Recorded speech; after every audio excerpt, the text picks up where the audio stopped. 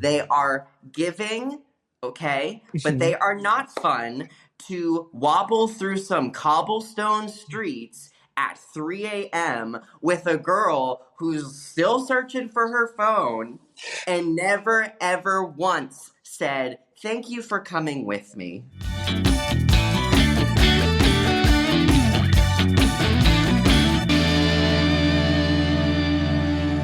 Hey, welcome back to the Stories on Tape podcast. I'm your host, Josh Robinson, and our storyteller today, one, can sing their face off. I've seen it in person. It's incredible. Can't wait to talk about it. They also have actually played my brother on stage, which is one of my claims to fame, as well as they love a margarita from Chili's just as much as I do. It is, of course, Nor. Hi, Nor. How are you today? Hi, Josh Robinson. Those are all wonderful facts. All of them are true. Yes, All of them are true. They all of are. them. I love a Um, margarita. if you don't, I don't know if we can be friends, to be It's a honest. red flag, like especially in Chili's. You have to. You have It's a to. $6 marg. Like, what are we Exactly. doing? What Yeah. are we doing? Two for Yes. happy hour? Of course. hmm Okay, Norse, before we get into all the fun and all the shenanigans, do you have a story that you can tell us about you if we have never met you before so we can maybe get to know you a little better? Yeah. Well, you mentioned that we played brothers on stage. That is how we met. So I thought Yes. it would be, as I was like ping ponging ideas of what story to tell, I thought it would be uh, I feel like it would be good to tell you where I got my start in the world of theater. Like, what was my first Please. show? Yeah. Yes. Um, so I have been singing since I exited the womb. That has just been my thing, and I was obsessed with like the movie Annie and the musical number in Hocus Pocus. Like those were those were the things that really called me to performing. And it wasn't until right before fifth grade I had seen the movie High School Musical. It had changed my life. I did not know that theater was a thing. It was the first time I'd heard of it. And a local youth theater had posted that they were doing a production of High School Musical on stage. So naturally, I was like, "Well, I absolutely have to do this. This is my dream. My favorite movie of all time. Like I was the poster child for High School Musical fan. Like every ounce of merch that I could get my hands on, I was getting it." And I prepared for the audition. I had to I remember very specifically, they said, don't bring anything to prepare. You just either need to sing Amazing Grace, Mary Had a Little Lamb, or Happy Birthday.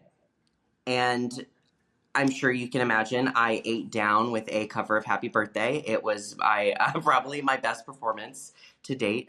And I got the part. I got the part of Ryan Evans in High School Musical on stage. Incredible. I know. I think I just gave it enough sass. I mean, when you think of iconic happy birthday performances, I'm sure you think of Marilyn Monroe. I do think that I may have her beat with my cover of it. I think I just do. Is there any way we can get a small snippet of what that sounded like, fifth grade I Nor singing Happy Birthday? Oh, don't make me sing. I haven't warmed up at all.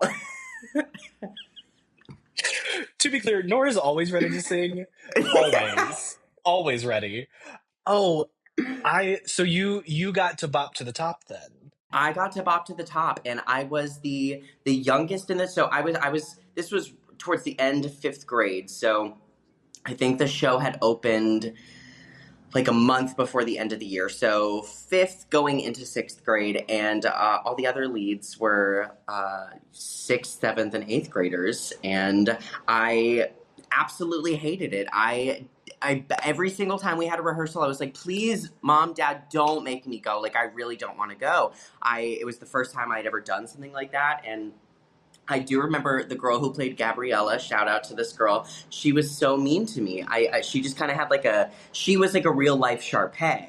So she had this like Hmm. diva attitude, and I just remember her being just kind of snooty and not really fun to be around, and it made me hate going to rehearsals. But eventually, you warm up to the cast as you do, and she ended up being my closest friend in the cast, which is crazy. Full circle. But yeah, I We would beg. I would love. beg. Yeah, beg not to go every single night, and then it was one of the best experiences of my childhood. And here we are. So I know. then what made you, like you said, you grew into it, you got Yeah. comfortable, um, and then did you continue? Did you, I mean, obviously you did because we've done a show together, but like were Right. there were Right. there were there snippets of like doing it for a while, taking a break, or was it kind of a continuous thing for you? It was pretty continuous. I was immediately bit by the bug, and then we had moved shortly after that, actually. So once I had finished fifth grade, we had moved cities completely, and so I had probably taken about a year and a half away from it, just because life adjusts and whatnot. And then found a community theater company that did a lot of youth shows, and so I kind of kept doing it that way. But Ah, so thankful. I know. I Yeah, for love. real. Just one show changes the entire trajectory of everything. It really does. Okay, that's a Yeah. perfect segue then, because how we met was one fateful show Yeah. called Something Rotten. Oh yeah. Um, had you seen the show before doing it? Yeah, I saw it. It came through Chattanooga. I don't remember what year it was, but my sister and I had gone to see it at the Tivoli when Mm. it came through one of the national tours.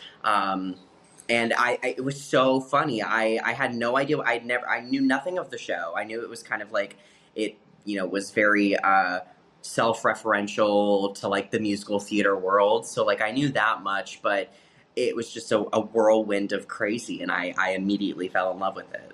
Me too. I saw it. I was very lucky. I got to see it on Broadway. Heidi Mhm. Blickenstaff, girl, you can do no wrong in my Sings book. house sound. Right. Uh, Yeah. uh.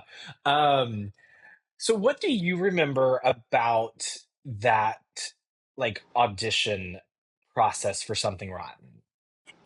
I remember everything, like, in detail. It was such a, like, because I had no idea how it was gonna go down. Like, I really didn't even know if I was right for the show. I just wanted to play Nigel, that's it. And then they were calling me in for Shakespeare too, and I was like, what? I really don't know what they're thinking now if they're calling me back for Shakespeare. Like, this is not what I was prepared for. And I'm also not a strong tapper, so there was like that element to it that's like, is that gonna make or break whether or not I get cast in the show? Um, I just remember being really nervous the entire time because it also was I think it was one of the most recent shows I had done. I mean, I'd taken like a huge break before that, so getting back into it was a little terrifying. So I remember being nervous. I remember we did not have any sort of chemistry read. We didn't really even meet. I think we were at the same night of auditions because I I didn't see you. think so, Um, yes. yes, but we didn't even really talk uh, until the first day. Hmm. Yes, Yeah. I had not done a show in 5 years, Hmm. and I had been in Chattanooga, I think just over a year or almost a year, and I Yeah. saw they were doing Something Rotten. I was like, "Oh, I love that show. That could be so fun." If you've never seen the show, there's a ensemble member who kind of like starts the show, and in my head, I was like, "Oh, that would be a fun part, a little like moment, but nothing crazy." So I audition, and the cast list comes out. I'm in the bathroom at work checking my phone and I see my name next to Nick Bottom, who is Yep. the lead. And I said, that there were It was like I perfect casting. think same to Truly. you. I it was so much fun, but I was like, oh, we're doing this. We're okay, we're doing Oh, and this. we did it. It was a long ride. It was a committed ride. Oh, Yes. that was a fun show, but definitely asked a A lot of you. lot. Yeah. Yes. Yes.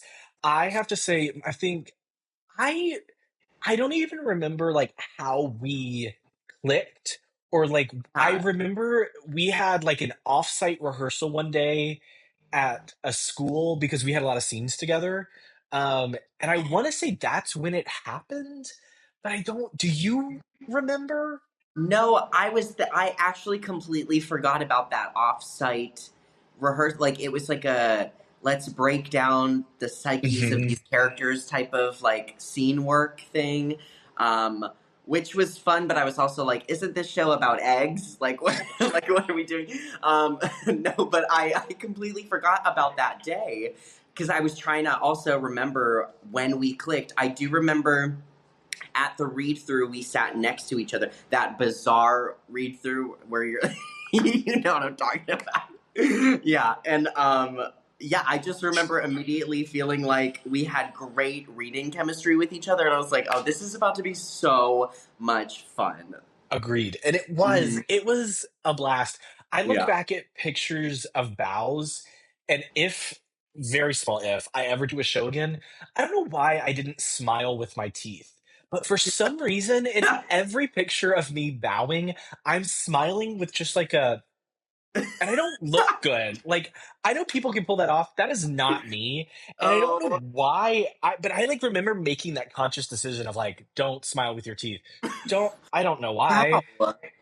You were trying to serve face, like And in that show, there's no face to serve. Like, I don't think I wore makeup. They didn't require yeah, it, and I don't think I had it on. uh huh. So, my favorite memory of rehearsal process for that show is we were doing it was I think Shakespeare's first song, and there's a moment where like we had the whole ensemble like go to one side of the stage and then the other side of the stage like a boat was rocking, and you had not been there for that rehearsal before, and No. so they just kind of like threw you in and were just like follow along, and I wasn't in the number, so I was sitting in the back of the room watching and watching you try to figure out which way to go. I cackled so it was, do you remember this? I remember it very vividly because we were facing the ensemble and I. We were facing Shakespeare, who was Yes. facing the audience, so we were facing upstage, and that's where the rest of you and the cast were, just sitting down upstage of the room. And I'm looking at you the whole time because I'm like, I don't know anything, a step of this choreography. Not a single step. I had missed the one choreography rehearsal prior to that, and they had not even, a video had not even been taken yet. So, like, I had no concept of what was going on stage. And to be trampled by a group of musical theater performers running back and forth, I'm sure you can imagine how terrified I was. It was, I just can see it in my head, and it was truly one of like just unexpectedly funny moments that like I think of randomly and I will always smile. No, I love that. I feel like that show was full of funny random moments. Yes, Yeah. absolutely. Absolutely. And then we were lucky enough to do another show together, which I think somehow forget about. I don't know if it was because the rehearsal process was this long. And we were Like, never on stage together because I was that's like, what other show did we do? I that's true. forgot That's true. We were in Legally completely. Blonde together. We totally were. We were at Chattanooga State, Yep. and it was another like dream. I love that show. That Me music is too. so much fun, but the It really is. rehearsal It's underrated. process. Yes. Oh, yes. If you've never seen it, go Hmm. watch it. There's a pro shot. They did this whole thing on MTV about finding the next Hall Yep. Woods. Go find it on YouTube. It's fantastic. But you're so right. We were literally never on stage together. Never. Yeah. No. Not. I don't think a single scene No. until Gay or European. That was I Yes. think probably the first time that we shared the stage in that show, and obviously we didn't even interact. So like, No, we did yeah. not. And I played usually, the character I play is called Carlos. But if you're just listening to this and you've never seen a picture of me, I'm a white man with Yes. freckles and Uh red huh. hair. So they were very kind and changed my name to Carl. Yes. Carl. Yep. And I then decided that Carl should have a southern accent. Uh, Uh, yes. and I did. And the director was like, absolutely. Uh Yes, huh. you're going to do that. It And so was I perfect. did. It was a blast. That's also where I met your friend, my new friend Valerie. Oh, We love Valerie. love Valerie. We played The Elle's best. mom and dad, and so Hmm. we became fast friends. And they probably quickly realized like, oh, we can't have those two next to each other for long because they will just not be quiet Cackle. and Yeah, cackle. Yeah. just I know. I was always so jealous. I do remember you and Valerie always being together off stage or in the audience while I would be on stage doing just like they're having so much fun over there. I want to be right next to them right now. I've got to be doing this thing over here. Yeah, It was so much. It was so much fun. It was a blast. I love theater. In case you I don't do know this too. about, right? I do too. I Do you miss it. have? That was my last show. I miss doing it. Oh, it was. Yeah, yeah. That was Yeah. the last show that I did Do you almost have 2 years any ago. that you like want to see? Hope that come through Ooh. Chattanooga anytime soon? That I want to see. I feel like I always miss them when they come through here anyways. I don't know why I always find out that like Hadestown will be in the city the day that it's leaving and I never get to go see anything. Hmm. Um oh gosh, I really am so interested in learning more about The Outsiders because I love that movie and I've heard a little bit of the music and it sounds really good and I know we have some Chattanooga people. We have a Chattanooga person that is in the show right now, so like I would love to see that musical. You also have a connection to the tour. My husband, Travis, is a Yeah, stage manager on the tour. yeah. So Mm-hmm. we could probably make something happen. We'll talk. We'll talk Yes. later. Oh We'll yeah. talk. Let's talk. Right. It's good to know people. It's good to know. Listen, that has been the saving grace of moving to the city. I have Yeah. made great connections in my very niche obsession of theater, and it has come in clutch to see Mm-hmm. shows. It has come in clutch. I mentioned in the intro that we both have a love of chilies. What Yes. to you makes chilies so special? Oh gosh. Well, I think it is my theater background. Also, because after every single show, where does the cast go? What's open? Chili's or Steak and Shake? Those were the two things for my theater experience growing Mhm. up. So like going to Chili's after ending a show always just felt so special. It was filled with mixed emotions. It was bittersweet and the food just devours every single time. And now that I am, as I've become an adult and can drink of legal age, having those 2-for-1 margaritas. It just, you can't beat it. You can't. Some chips and salsa, some queso, like, give it to me right now. And let me tell you, the new queso, it has Hmm. been a bit of a hot topic. I do approve. Yes. Yeah. I'm a fan. Oh, yeah. So I'm a it's fan of any queso. Like, I really love it. melted cheese. You can't go wrong. You You can't go really can't. wrong. You can't go wrong. We have had a few dates in Chili's Oh, over yeah. our years in Chattanooga. Um, so I hope we can one day reunite. We need Maybe, to because it is the best place for us to spill tea with each other. I genuinely believe that. and we've done a little bit of that. We've Yes. done a Yeah. time or two. Just A once or time or twice. two. Yeah. Nothing major, just little things. Yeah, Just just little things. Little yeah. things. Okay, so now you mentioned you've taken a break from theater. But in the background during all of this, you are a musician, I friend. sure am. So let's talk a little bit. How did you first kind of find your love of of writing music and telling the stories that you tell in your songs? Yeah, well, I have always had a deep love for music. I grew up doing musical theater, as we've established, so that was really special to me. When I graduated high school, I had the intentions of pursuing theater in college, and one thing led to another, and I just ended up not going to college at all and pursuing theater independently in Florida, just doing like rep theater down there and just random things. And in the process of that, I was trying to like make it big on YouTube. Like, I really was trying to go for that. And I would post covers of myself and singing different songs. And through YouTube, had discovered other musicians who would post their original songs on YouTube. And I figured I wanted to give it a shot and see what I could write for myself. And yeah, it fully got me through a really transitional period from my teens into my 20s writing music and poetry. And yeah, it feels very full circle to finally be releasing a full project right now, which is real exciting. Oh, that is so exciting. Yeah. And I got to listen to another podcast you were on, Proximity Playlist, with our friend Gino D. Shout Gino out. D. We love Yes. him.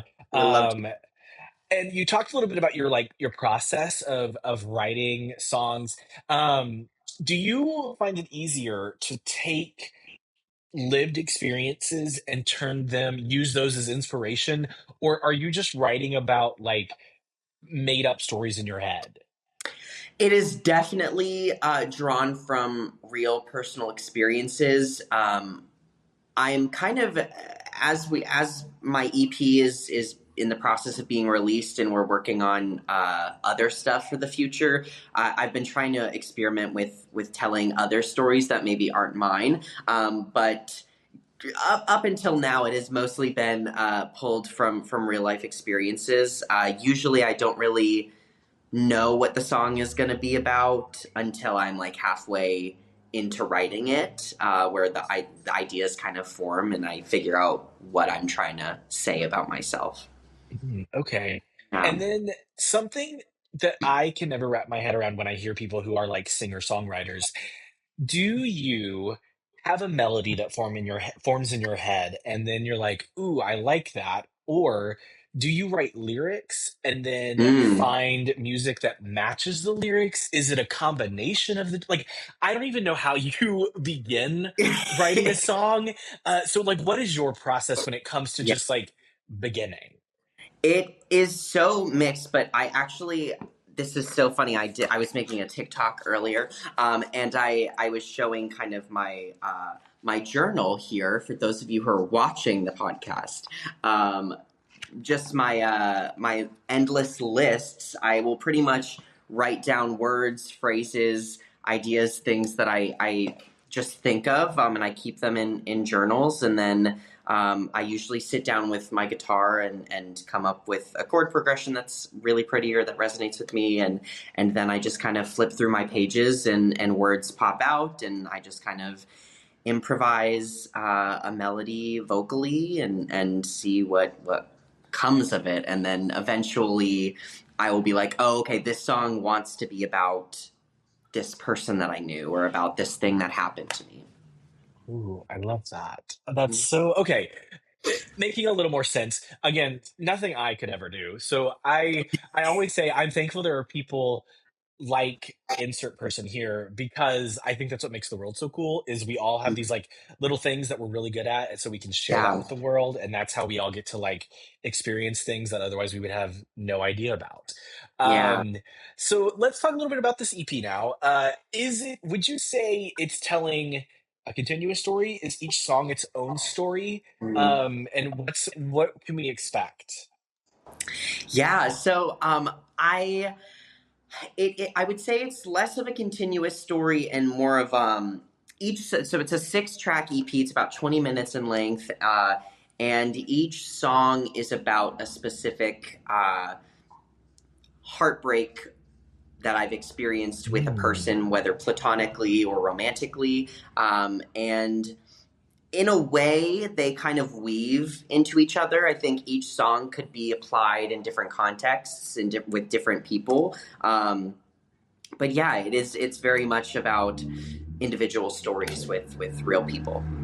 Hey, now, was it hard for you to decide, like, breakups are what I want to focus on for this EP, or Um, heartbreak?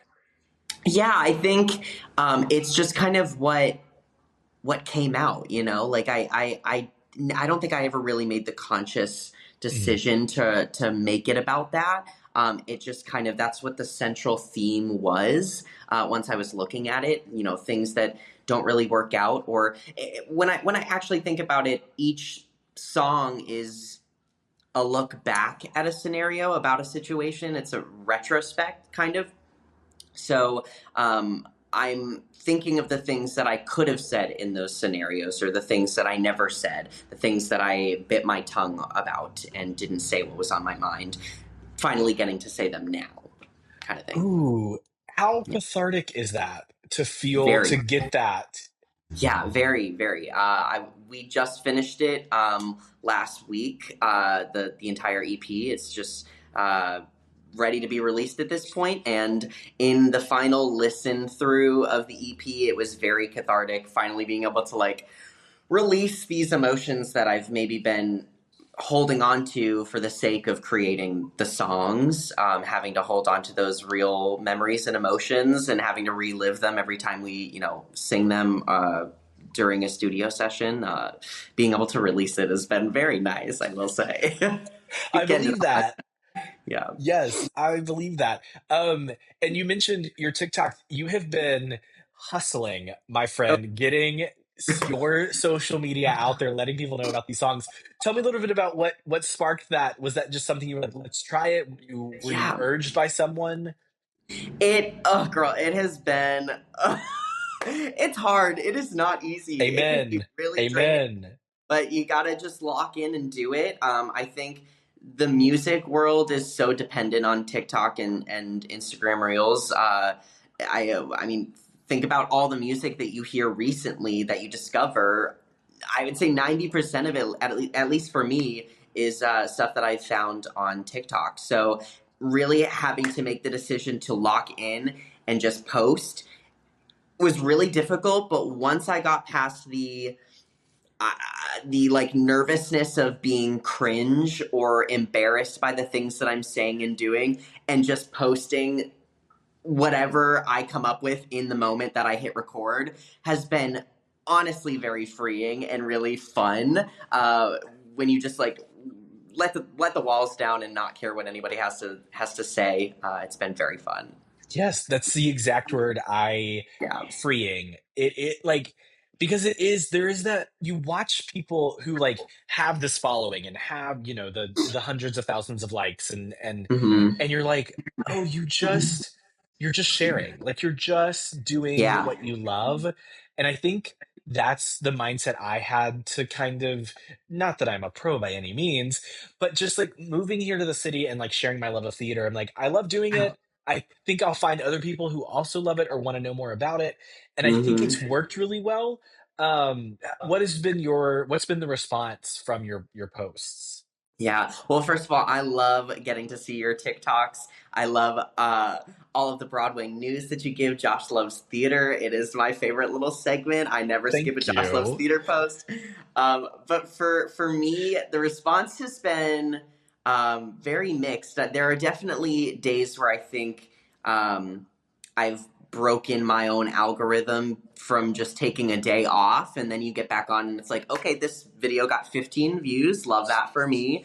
So it's been very mixed, but um, I feel like I'm slowly starting to find my little niche of people that are like, whoa, this is the kind of weird that I want to gravitate towards, because people are listening to the music, and it has been kind of weird how many people have been listening, because it's more than I've ever had on any of my songs before. So now it feels like there are a lot of eyes and ears on me, slowly but surely growing more, and that's a little terrifying. But Congratulations. It is most deserved, friend. I thanks. know how hard you've worked, and Thank it's you. been so fun to kind of like watch it over the last 2.5 years. Is Yeah. that, yeah, I think Yeah. 2 years now we've known each other, 2.5. Is that true? Uh Something like that? yeah, 2.5 going on 3 years. Yeah. Yeah. Wow. Time That's flies. crazy. Time That's so flies. crazy. And speaking of, like, you were posting that you've had a couple songs get like a couple thousand listens on Spotify, which is Yeah, incredible. it's insane. My the first single that I released off the EP is like just under 5,000 streams all time, which is like crazy for me because I've been putting out music kind of inconsistently since like 2019, and I've never even had anything get past like 500 listens, in the years that I've been sharing my music. So it feels it's a really good feeling, but it is a little intimidating because it's like, oh, people actually like this. I maybe have a chance at doing something a little bigger than maybe I signed up for. I don't know. We do like it, and the name of that song is. Tongues. It's so good, Nor. The number of Thanks. times when it came out, the number of times I listened to it on the subway that day, I was like, Yeah. oh, it's so good. Let me quickly see if I can scroll through our text messages. There is a moment in that song. Uh-huh. Let's see here. I know exactly what moment you're talking about, I think. Uh, do, do, do, do, do. Yes. Okay, okay, I'm okay. gonna lock in my answer in my head, because I'm Perfect. pretty sure I remember. Oh, um, you have a lyric and it says, "Are you good with the way you beg for crumbs?" Uh-huh. And then that's lyric, and in parentheses I put goosebumps. You put everything into that C, like That meaning the letter C in the word Yep. crumbs. Go Uh-huh. listen to the song. It's very early Yep. on in the song, this lyric, and you will know exactly what I mean. It's so good. Thank you. That's so funny. So our mutual friend Jordan Ashley Bennett, um, that is her and Cody Cowan, our other friend. That is their favorite part of that song is the emphasis on the crumbs. It's so good. Oh, it's so good. And then you've also released Dario. Yeah. And they are like I hear the similarities, but very different vibes, I think I would say, Yeah. listening to them. So was that something else with this EP? Were you wanting each song to kind of go together but have their difference be their own? Yeah, yeah, definitely. We tongues kind of happened.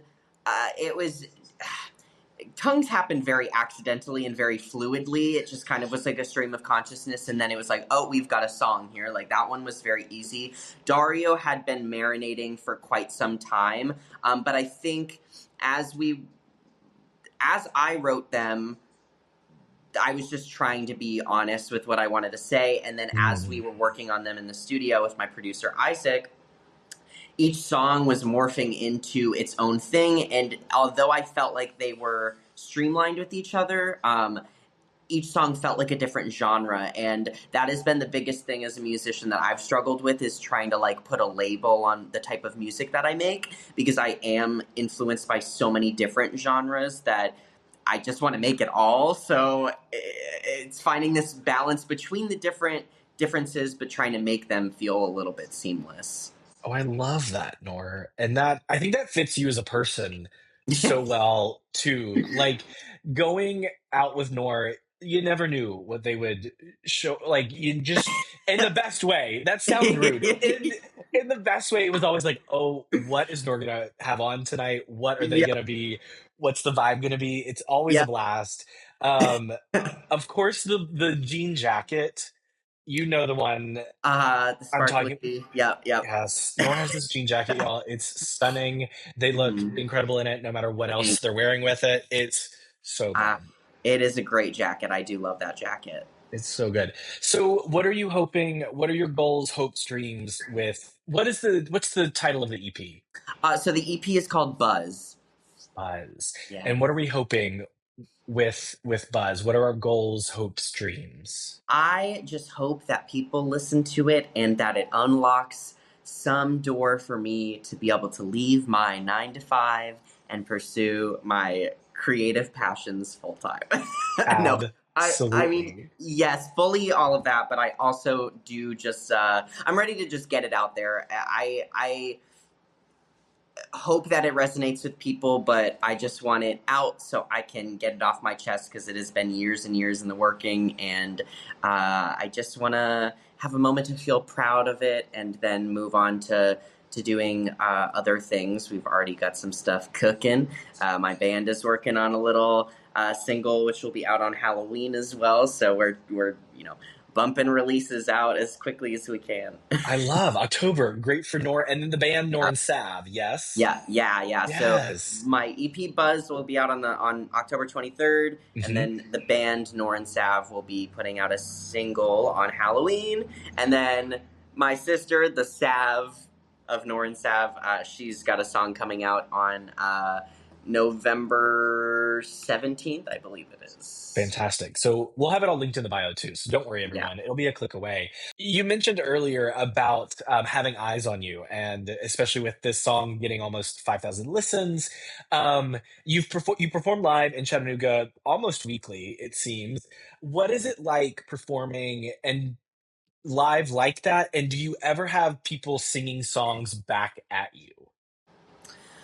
Um, yeah, but I think they're mostly like our best friends and family members that are singing them back at this point. But we've got a lot of people that, didn't used to come out to our shows that are starting to come out more and more as we've been releasing music, which has been really fun. Performing, trying to get these shows weekly is has been a challenge, but it's been so fun. I think Chattanooga has really prominent music scenes in Mhm. every genre except the genre that maybe we're kind of bubbled in, I think. So it's been a fun challenge trying to find where we fit in the music scene and what's the word, what venues will have us. But it's always so fun. I come from a musical theater scene, but also a drag scene as well. I used to do drag, so being in these bars and these like divey little nightclub settings brings me back to those roots a little bit. Absolutely. Well, Chattanooga and any surrounding areas, Nashville, Atlanta, Knoxville, if you need a band, here you go. Or just Yeah. a singer and their guitar, Uh they huh. can do that too. So I can. please reach Yeah. out and We'll get do them gigs. Yeah. booked. Yeah. We'll Parties, do, weddings, whatever you need us for. they're there. They're Yeah. there. Another thing, as of June, that we both have in common, cat owners. Yeah. Mine, technically, long-term cat sitting is what we're calling it. Don't I know how was long gonna Grace. ask you about that because I was like, wasn't this just a cat sitting thing Yes. like So months ago? if you've watched any of the podcast episodes, you've probably seen a cat. His name is Grayson. He likes to hop up on the thing behind me here and like walk around. He's currently asleep on the couch. Um, but both of his parents are on separate national musical theater tours. And but they live here in the city. And so they asked Travis and me if we would be up for cat sitting. And we said, sure. Travis had cats. I very, very briefly had cats growing up. We were a dog family. But I was like, yeah, it's a cat. Sure. Why not? Um, they're very different than dogs. Very. Very different. One thing about Grayson specifically, loves his food, and his wet food Oh yeah. must be given to him as soon as the sun is up, is what has Yes. happened, which Yep. is really tough on the schedule that I now have. Um, it's so fun. Um, so where does your love of the felines come from? Well, unlike you, I had the opposite growing up. So we were a cat family growing up. We always had three cats. Always. Okay, Yes. So I mean, the first cat I ever got was this adorable long-haired black cat, and I got him at McDonald's. of We course. were at McDonald's for dinner that night, and someone had dropped off a box of free kittens, and they had brought it up to me. My parents, they brought up this little tiny kitten up to me. And that was my first cat, and yeah, we always had cats growing up. And when my parents separated, my stepmom also had three cats. Hers were a mix of indoor and outdoor cats. So we were always having litters of kittens show up at our door too, and that was always fun. But yeah, we never really had dogs, so uh, I'm not really a dog. I love dogs, I truly Sure. do, but I am definitely a cat person through and through because I know how to handle them, Yes. or how Very to be different. handled. Yeah, yeah, Correct. right. They run the house. They are in Yeah, charge, and we're just here to make sure they're fed and have water. That's what I'm exactly. learning. Yeah, Where if you have a dog, you know that like they want to please you. The cat is like, oh no, no. yeah. I am in charge. Um, so it's been a fun learning curve of like, Are you mad? Is this just what you do? Yeah. Like, what have I done to upset you? Uh-huh. Mostly when it That is the comes to big like, question in my household is have I done something to upset you? Because my young I have two cats right now. The mhm. youngest is just over a year old and she is giving me a run for my damn money. This cat torments the hell out of me, okay? In what way? I come home, her thing now is she likes to open up every single cabinet in my kitchen, both the bottom ones and the ones above. So I come home from work, every single one of them is open. She doesn't Incredible. pull anything out, thankfully. She just opens the doors, and it's the weirdest thing. But she does stuff like that constantly, and when I'm home is where it really annoys me because she'll get her little paw back there and she'll just keep opening it and letting it slam shut just over and over and over again. I think she does it intentionally to torment me. She knows how Really, annoying it is. yeah. Hmm. Yeah, Grayson early on did that with the one cabinet we have under our sink. And I was like, oh, that's so cute. Like he's hiding in there. And then I realized there's the hole that like connects the pipe to the sink, whatever. Sure, right. There's The a technical term. much correct, the pipe to the sink. Um, there's a much larger hole in the cabinet than is needed for said pipe. And so like whoever put it in or whatever, there's just tape over the hole now. Um, and we found out that, or I discovered that Grayson was chewing on the tape. Of And I course. said, no, we're not doing that. So we do now have a baby lock on our cabinet. I need to invest in baby locks Hmm. because it's getting a lot. And I do keep like paper towels underneath one of these cabinets, Uh and huh. she will tear them up. She really loves to tear up a roll of paper towels. Yeah. Yeah, it's not fun. Hmm. Yeah, it's been a learning curve for sure. Oh, I can imagine. Um, and so, what is it about them that you love? What keeps you wanting to have cats? It is like this cuteness aggression that I feel every time I see a cat is just unlike any other animal to me. I love that you have to earn their trust and you have to earn their respect. I think that is just such a beautiful thing when you really think about it, especially in comparison to dogs who are a little bit more trusting of the general public. Hmm. But yeah, I just love how small they are, and I love the feeling of their purrs, and that they are, I mean, pretty self sufficient as well. I mean, I think a dog is a little bit more demanding in terms of like taking them out for walks and stuff. I've got time to do all that. Okay, I really don't. Yes, no, that is the one that is living on the 10th floor of an apartment. Very nice Oof. that I do not have to worry about, at 2 a.m. when it's Uh huh. raining, having to go Right. outside to take my dog out. I Exactly. Grayson just pees in the box behind me. So They. that part has been lovely. Yes, it Hmm. truly is wonderful. Nor, tell us about the time that you and Sav went over to Europe. Yes, so we decided to take a little sibling European vacation, and it was during December, so very very poor time to travel. It was insanely cold. I get incredibly sick while we are in. So the order of the trip, we went to London for 3 days, Paris for 3 days, Barcelona for 3 days, and then we came back to Chattanooga. Sure. Um, I don't recommend traveling in between countries that quickly, especially when your body is sick, because you could die. You really could. I got very, very sick in London. By the time we were in Paris, I was quarantined to our room because I felt like I was dying. Was Oh tested for COVID. no. Thankfully, it was not COVID. I don't know what kind of bug it was, but I was very very sick. But while we were in London, the first half of the trip, and I'm still coming up to the sickness, hasn't reached its full magnitude. Sure. Uh, we were with a group of people. It was a bunch of strangers, and we went on a bar crawl with everyone. And at this point, we're like, this was our last day in London, so this is like the third day of the trip. We're starting to bond with the rest of our group. Everyone's making all of these friendships, and we had a tour guide that was with us the entirety of the trip in all countries. And he had said, like, you know, a lot of you are traveling in pairs or by yourselves, so just look out for each other, right? Don't let each other run off and do crazy things alone, you know, look out for one another. And that really resonated with me, especially when I am so many drinks in on this bar crawl. I feel very Sure. connected to all of these people.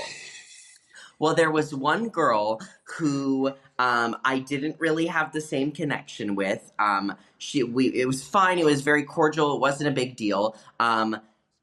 Until she decided that she was going to lose her phone at one of these bars, and while we are all going into the subway, the tube, if you will, as they call it there. Mhm. I'm very cultured and traveled, can't you tell?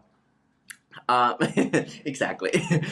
She decides to run back towards these clubs. And now at this point, it's like 1 a.m. We are in like downtown London. And she just runs off from the group because she's lost her phone. And so I'm thinking, I cannot let my tour guide down. I have to keep an eye out for this stranger. We are not close. She's kind of rude, but I've got to run after her so she doesn't get kidnapped on the streets of London looking Of for her damn course. phone. Of So course. I run after her. My sister runs after me because she's like, well, if you're going, I'm going to go too. We follow her. And also, okay, let me also point out that I am fully in an outfit, okay? Like, this wasn't a casual bar crawl. You know who I am. I I do. was in, like, flared out corduroy pants with these big platform boots, okay? These platform boots are probably about 6 inches tall, okay? Mhm. They are giving, okay? But Mhm. they are not fun to wobble through some cobblestone streets at 3 a.m. with a girl who's still searching for her phone and never ever once said, "Thank you for coming with me." The whole time. We got all the way back to the hostel exhausted. Everyone else had gotten to go to McDonald's afterwards and get their post bar No. snacks. We couldn't even so much as do that because we were with this girl who couldn't even be bothered to say thank you by the end of it. We were so mad. Did she find the phone? No! She never No. found the phone. She had to go to AT&T the next day and get a new phone because she couldn't find it. Oh, I would have been. No, you didn't find your phone, and I didn't get my 10-piece nugget, large fry, and Diet Coke. Oh, sister, we're Yes! no, I no, was no, furious. no. But I was more furious with myself because I went after her. I should have just let, you know, I mean, she was probably safer with us with her. It was Sure. probably better that it was a group effort, but not even so much as a thank you. Mhm. I was so mad. She got back, she just went straight up to her room. We were like, cool, so what are we going to do for food now? Mhm. Oh, yes, I do know Nor, and I know that Nor was serving a Luke, if you I will. was. I Uh-huh. was. And I can also imagine then how uncomfortable you were, yes, traversing the streets of London in said Luke. Yes. Um, Yeah, wobbling on that cobblestone. That's what I was doing. The whole that's the time. title of your next album. You're right. You're wobbling on that Wobbling on that cobblestone. Yeah, cobblestone. That is exactly. the title of your we did it. We did it. Yeah. Teeter Oh, totter. Yep. and that's the first single. Yeah. Um, yeah, can we talk a little bit about uh drag persona? Sure. I would love to just I know Let's do it. I've gotten to like kind of hear the lore and the off again, on again, off again. Um the So, back yeah, and forth. that's the word on the street, right? So just what got you into it in the first place?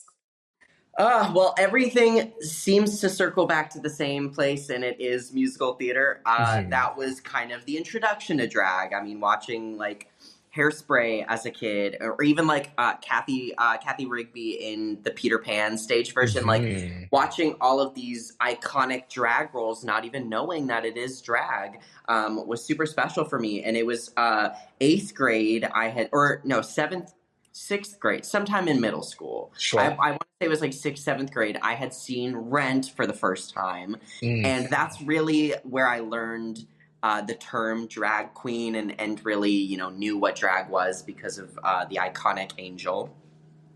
And then one day I was, flipping through the TV channels and stumbled upon the spin-off of RuPaul's Drag Race titled RuPaul's Drag U. That was Yes. an introduction to that.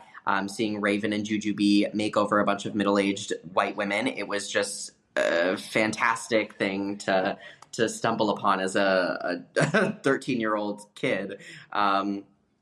And yeah, I became a long-term fan of Drag Race, and I think I was 20 when I did drag for myself for the first time. I'd kind of been put in drag a little bit, like by my like girlfriends, but the first time I put myself in drag was probably when I was like 20, 21 years old, somewhere around there. And yeah, I did it in my bedroom for months, and eventually I was like, this is really expensive. This is a really expensive hobby to just be like doing my makeup and hair every night and then just staying in my bedroom. So I decided to call it quits. I was like, this was fun while it lasted, but like if I'm not doing anything, what's the point? And the next day there was a local venue that had posted an audition notice looking for new drag performers to join their cast, and I went and I auditioned for that and I got it, and then it was 6 years of doing drag every single week for Whoa.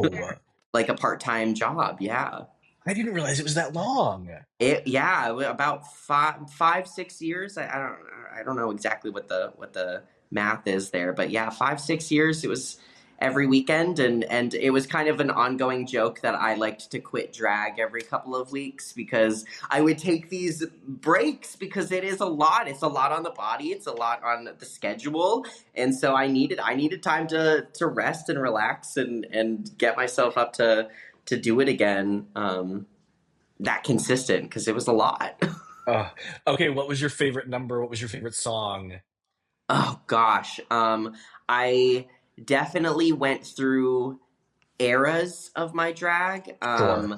Yeah, it ranged from like dominatrix, kind of like a Black Widow, Yeah. kind of bimbo-y vibes, but then it also leaned very like punk rock.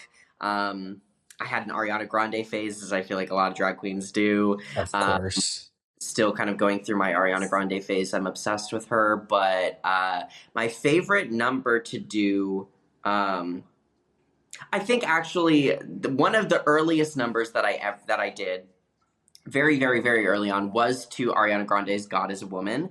But in true Sasha Velour fashion, because I'm a huge Sasha Velour fan, that Yes. she's the drag queen that like really sparked me wanting to do drag for myself. Her performances are very visually, she uses a lot of projection and light and stuff.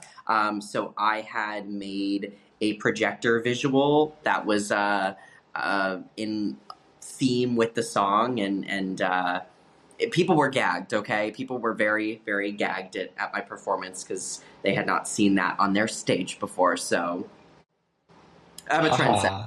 Yeah, All this day, Nor knows what they're doing, yeah. and don't count them out. Don't Uh-huh. count them out. Yeah. Remind me your drag name.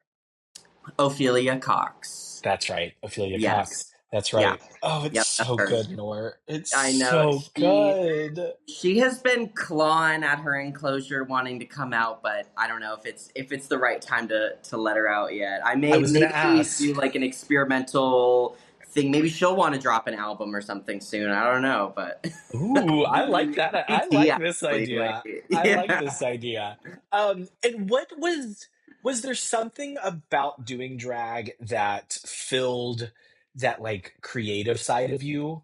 Yeah, absolutely. Because I mean, eh, especially when you're doing it on a consistent, like weekly basis, you want to switch things up, and it gives you the opportunity to switch things up. So like trying out new songs and new looks and experimenting with that was super rewarding. But I would say the first half of a year that I was doing drag, it was at a local venue that was kind of like a underground like cabaret kind of vibe. It was called the Palace Theater, and they had it was an art gallery, but it also had stand-up shows. It did movie screenings, and it had a drag show every weekend, and then they did a drag brunch every month. And it allowed me to just do whatever I wanted with my drag.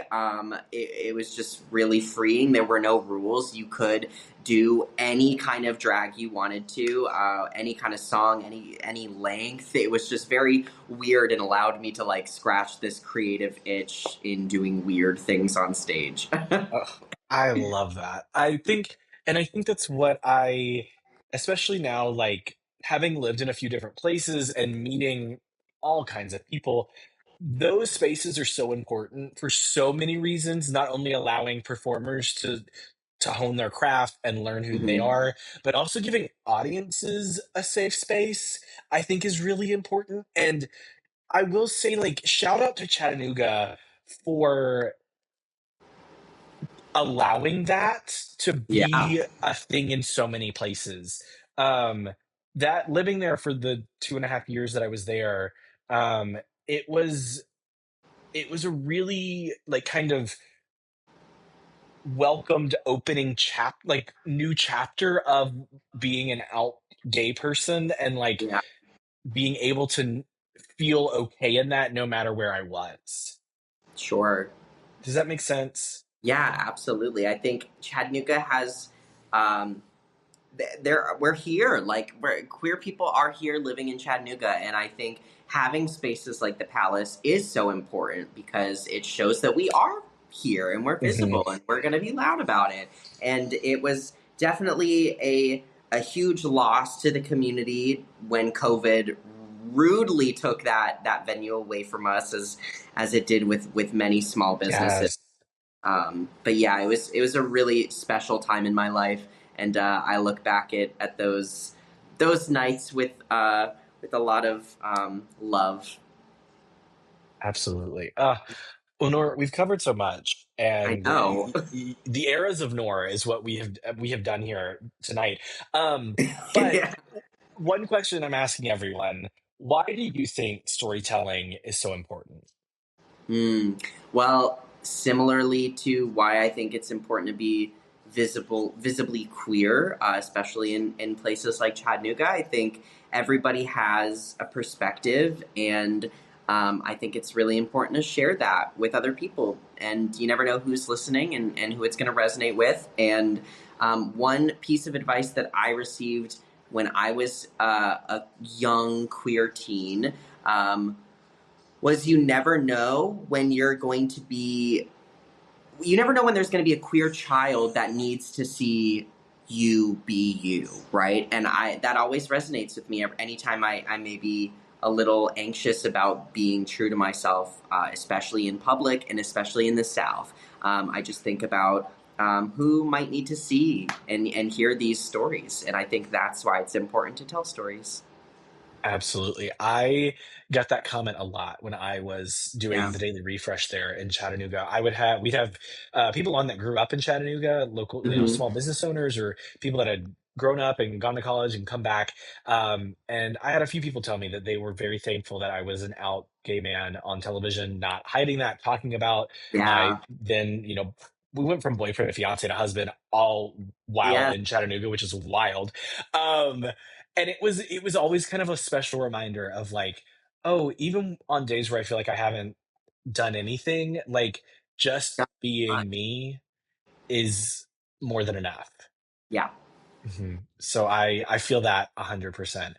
Well, Nor, it's been forever since I've even gotten to see your face. So this I was know. This was lovely. so lovely. Remind us again, the EP, where do we find it? When do we start looking for it? All the things. Yes, so Buzz, my debut EP, will be out on all streaming platforms on October 23rd. So if you just look up Nor in all caps, that's Nor, you'll find me on anywhere that you listen to music. Perfect. And then social media too. We've talked about it. You want to Yeah. see what Nora's posting, I promise. How do we Yeah. follow? Yes. Follow me on Instagram and TikTok at Nor.cai. Yeah, I'm out there posting. I'm trying to. And they are sometimes about the music, and sometimes you're just lip syncing to sounds. And Yeah. either way, it's so fun. Uh-huh. It's an absolute blast. I'm Lenore, trying to thank get cringy you. with it. And you do it very well. And it is things that I could never do. And you do it with, there's one where you're sitting in a car. Well, you have several where you're sitting in your car, but Yeah. there's a few where you're like, why are you looking at me? Like you're like talking to the people outside of it. And it's Yeah. so funny and so good. Thanks, And friend. I love it. Nor, thank you so much for sharing your story. Cannot Yeah. wait to listen to this I can't EP. wait either. It's going to be fantastic. Ah, thank you for having me, friend. This was so much fun.